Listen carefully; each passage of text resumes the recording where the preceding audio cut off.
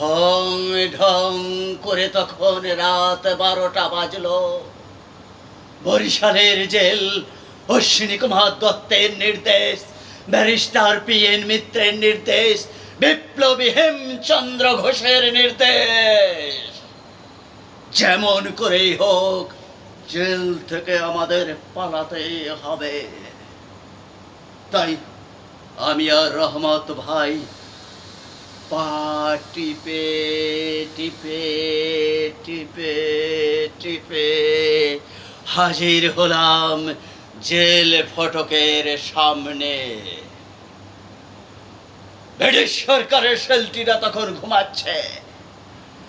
আমি আর রহমত ভাই ঠিক এমনি করে ঝাঁপিয়ে পড়লাম সেই ইংরেজের 5 আটা সেলটির